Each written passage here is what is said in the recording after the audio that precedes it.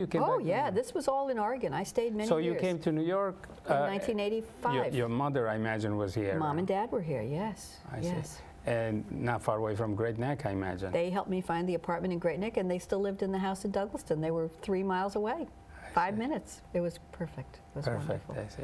I see. So in New York, what is the life that you had in order to support the family? Because I imagine as the children grew and you needed more money for the colleges and the universities there, you know, well, we had some family school. support. There was a grandchildren's trust fund on my ex-husband's side, and they took care of college expenses for all of the grandchildren. At least it wasn't so... Yes, it wasn't that bad. But as far as living expenses, I went to work in Manhattan, and I commuted every day.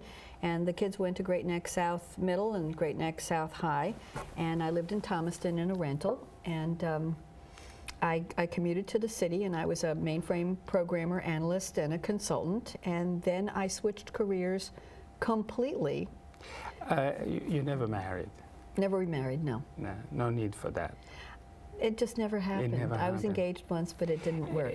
Tell me, how is life as a single person? I imagine, you know, aside from the children, as an adult, is there place or places where an adult single person can go and entertain himself or herself? You're such a long time married. How long have you and Carolyn been married? I think it's only a couple of years. Was it 30 years? Maybe 60 or 60, something like that, right? No, I do not know this kind of, but I'm worried about the Don't be worried. The key to being a single, I see, is having a hobby, an avocation, a passion. People who dance can go to dance events and clubs all over Long Island. If you like comedy, go to clubs. You meet people, to me, you meet people while you're doing the things you love to do anyway. You meet people who share those excitements or those passions or those interests, and that's how you make friendships that build into romances and some kind of relationship. That's always been, I've been a dancer since forever. I was a ballroom dancer. I'll call it an exhibition dancer, exhibition dancer. Yes. Disco dance. I was an instructor. In addition to Mary Kay and everything else, I was a ballroom dance teacher, and I had a partner. Now you learned to dance as an adult. I learned to dance as a 10-year-old growing up in Douglaston. I took ballroom lessons at the Arthur Murray, no, the Fred Astaire Dance Cotillion. Taught lessons at the Douglaston Club in Douglaston Manor on the water, where McEnroe comes from.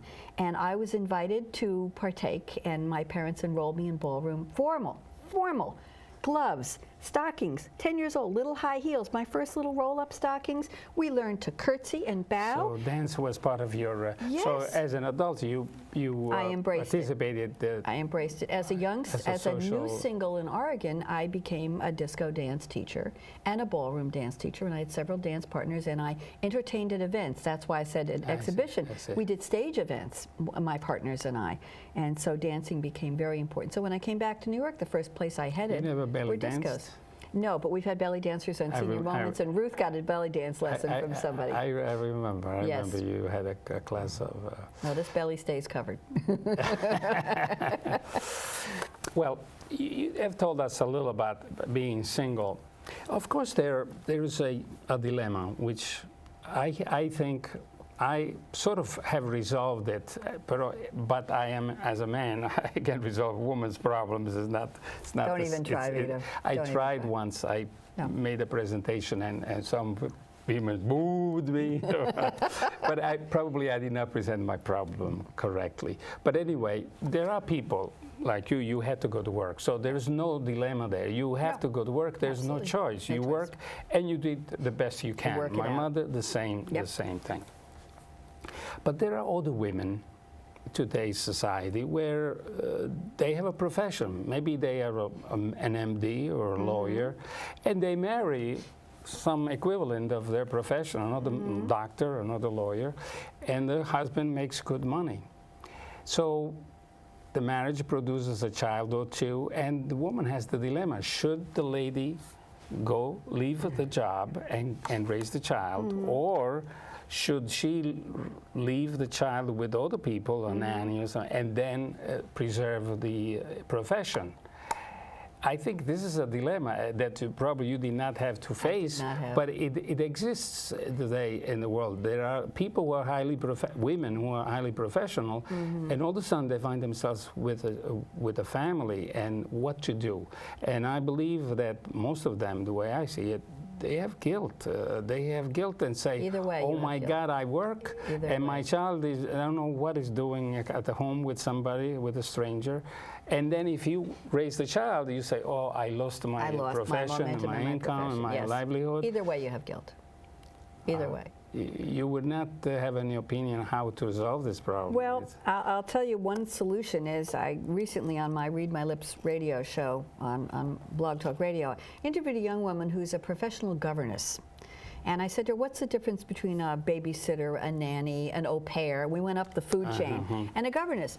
As a governess, she is responsible for the cultural education of the children. She teaches them manners. She teaches them how to speak in polite company. She teaches them how to go to a store and buy something. She teaches them how to sit at a dinner table and eat among polite company. She is not just a babysitter. She's a guidance person. She takes them places. She even resolves disputes between young siblings and gets them to respect each other. So she's like not mother's little helper, but mommy's big helper. And that was an eye-opener to me that there are, and she's a young woman who also has a second child on the way. She brings her toddler to the job, and that child becomes friends with but she works for well-to-do New York families, where the mother does go to work because she chooses to have a career. The situation is a little different. It's from the mother's perspective, because I know I have heard and I've seen women who actually have this dilemma. They feel guilty if they leave the child alone, and they feel guilty if they have to leave their job. Both ways. That's how I say it's a double-edged sword. The guilt is on either side. It's a guilt-edged sword. Yeah, but my solution would be, and see if you can, is, let's say a doctor, an MD or a lawyer, has a baby, and she can actually leave the job and go back and raise the child until the baby is 10 or the children are 10, 12, and takes care 100%. And then after that, when the children go to school, they are adult, mature, understand what the... Or she could work part-time. If she has a practice, with partners, she can work. Let me tell you... But the question is that while she's at home, she's 100% mommy and secure and fine. But then after 10, 12 years, she comes back to the profession. I think a lawyer or a doctor or some other profession, it may be more difficult to reintegrate, but it's there. You're a doctor, people will listen to you and will... I would love to hear from your viewers who are doing this. I would seriously doubt that a woman who spent many years going through professional training would walk away 100% for 10 years. I don't see that. But you don't think that would be advisable to do? In other words, you can do one and then the other. You don't have to do both at the same time, because then you feel guilty. You can do both. You can balance. So the solution could be, you said, the first 5, 6 years you dedicate at home. Forget about the job. The job is always there. Work will always be waiting for you, no problem. You may have difficulty getting back to it, but eventually you do. But then when you come out and you say, I'm a mother, I took care of my children, I feel responsible and I feel glad about it, then you go into profession. Nobody can really stop you, because you don't have any more that sense of that you abandoned the family. Yes, and it depends on the culture of the company or the industry where you want to work or where you want to return. I think it's a tough decision, Vito. It's a very personal decision. It takes a lot of... Cannot be generalized. I don't think it can be generalized at all. I'm just going to mention Sheryl Sandberg's book, Lean In. Sheryl Sandberg, very powerful woman, very wealthy woman who said, lean into your job. And some people say, lay back, lean back, wait for the job and the culture to come to you.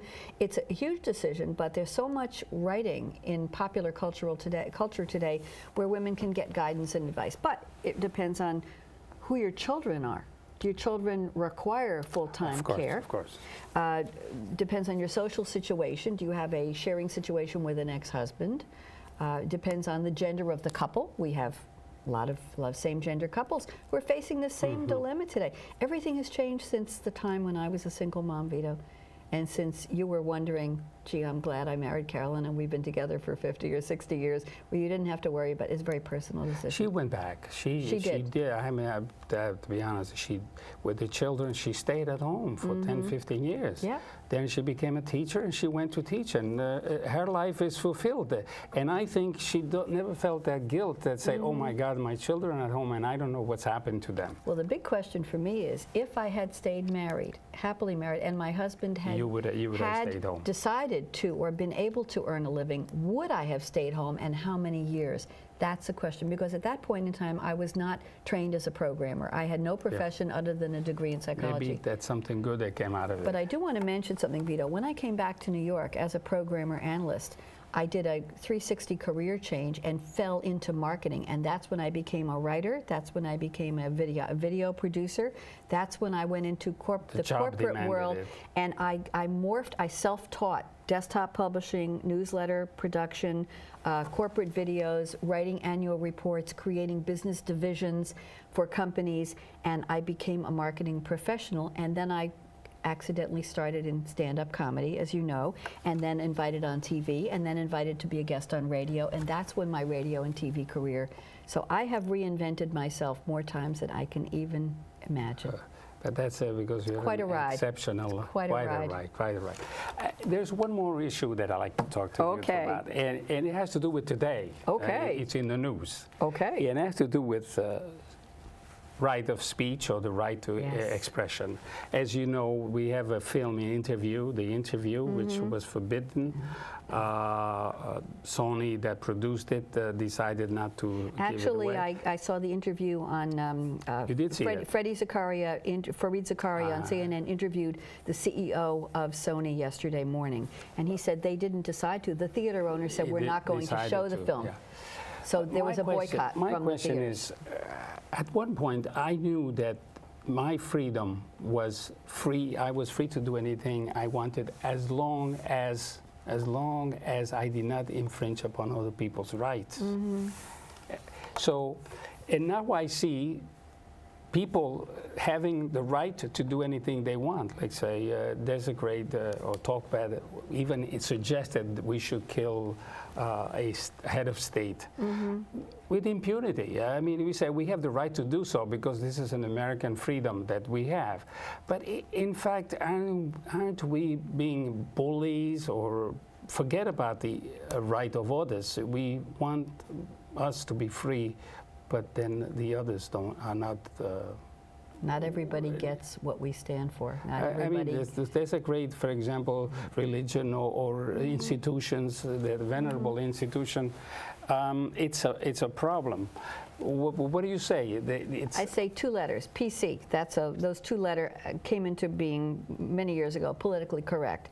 I say be aware of your audience. Even as a comic, I was careful not to offend if I saw one cultural group. I never did cultural or chauvinistic humor, but they say there were rules of thumb even on stage in comedy. Don't offend a group unless you're a member of that group. I'm Jewish. I could say things about Jews in comedy, but not about Asians because I'm not Asian. So there's always a fine line. It's called taste, it's called respect, and it's called comedy.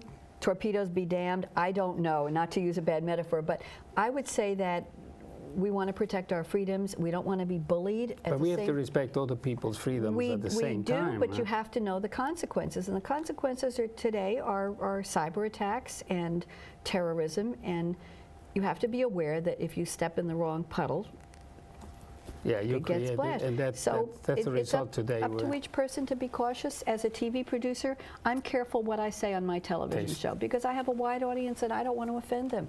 I want to pique their interest. I want to inspire them. I want them to say, oh, that's something I didn't know. But I don't want hate mail coming to me. So you and I both on TV, I think we're both very careful. To not offend. You have to be, because it goes into the audience. Same way on my radio show. I try to be very careful, within reason. Within reason, obviously. Provocative but not offensive. Okay, we have basically reached the end, but I have something else, a surprise for you. A surprise for you. Oh. You're such a magnificent person. Thank you so much. Carolyn, thank you. The beautiful. Vito. I think you deserve that and more. Oh, they're beautiful. Thank you. Thank you. I'm so honored to be a guest on your show.